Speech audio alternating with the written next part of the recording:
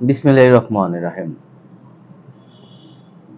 2025 সালে 5 আগস্ট স্বৈরাচারী শেখ হাসিনা যখন বাংলাদেশ থেকে পালা যায় এবং পালা যাওয়ার পরেই যে গোপালগঞ্জ, মাদারীপুর, শিবপুর এই অঞ্চলগুলোতে আপনি যখনই কোনো ছোট ছোট বিষয় নেই মারামারি বা ঝড়গা বা প্রতিবেশীর সাথে জমি নিয়ে বিবাদ বা ওই গ্রামের সাথে বিবাদ বা খেলাধুলা নিয়ে বিবাদ, প্রত্যেকটা মারামারি বা এই যে দেখেন সংঘর্ষই ককটেল বা হাত বোমা এগুলো ব্যবহার করছে।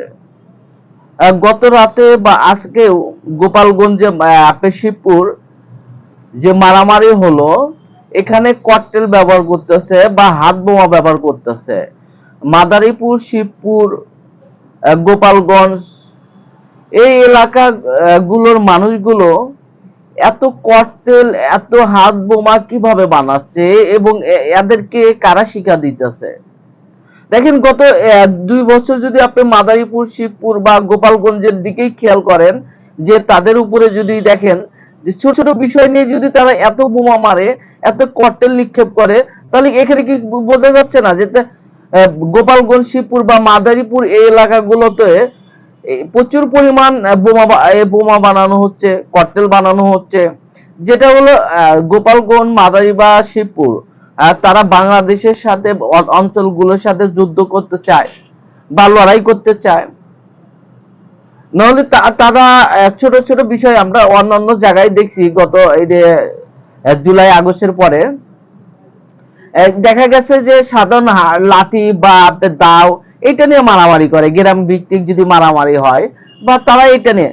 কিন্তু গোপালগঞ্জ, শিবপুর, মাদারীপুর এই অঞ্চলগুলোতে যদি দেখেন যে এই অঞ্চল কথায় কথায় তারা বোমা ফোটাইতেছে, ককটেল মারতেছে, এই অস্ত্র ব্যবহার করতেছে।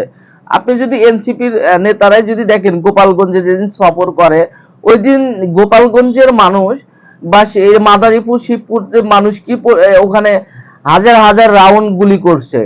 এই যে অস্ত্র, এত অস্ত্র পায় কোথা থেকে? তারা এত অস্ত্র কোথা থেকে জোগাড় করতেছে? তাদের প্রত্যেকটা বাড়িতে কি বোমা বানানো হয় বা ককটেল বানানো হচ্ছে? এই যে বোমাবাজি বা ককটেল বানানো হচ্ছে, গোয়েন্দা সংস্থা কি দেখে না? গোয়েন্দা সংস্থার কাজ কি? একটা ইন্টেলিজেন্ট এজেন্সির কাজ কি?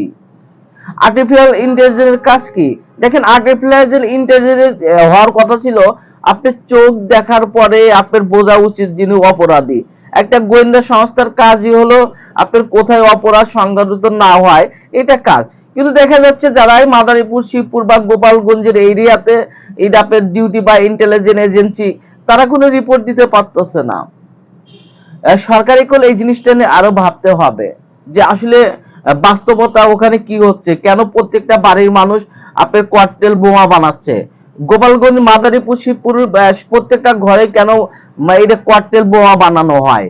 এই বোমা বানানো কাদের জন্য ব্যবহার করবে? এই বোমা কেন বানাচ্ছে? এইটা কোন একটা প্রশ্ন আসতেছে। এইটা নিয়ে যদি আপনার গোয়েন্দা সংস্থা না ভাবে, ইন্টেলিজেন্স এজেন্সি গুলো না ভাবে, তাহলে ভবিষ্যৎ তারাই অন্য দেশগুলোর সাথে বা অন্য জেলাগুলোর সাথে যুদ্ধ লিপ্ত হবে বা অশান্তি বিরাজ করাবে। পায়ে পাড়া দেয় যাকে বলে বিবাদ। এই বিবাদ করে দেখায় তারা অশিষ্টরা শৃঙ্খলা বিশৃঙ্খলা সৃষ্টি করতে পারে। এটা কোন গোয়েন্দা সংস্থা অনেক কিছু ভাবতেছে বা তাদের মাথায় উঠে গেছে এত অস্ত্র কোথা থেকে পায়, এত আপনার বোমা কোথা থেকে পাচ্ছে, প্রশ্ন উঠতেছে সাধারণ মানুষ। সবাই ভালো থাকুন। আসসালামু আলাইকুম।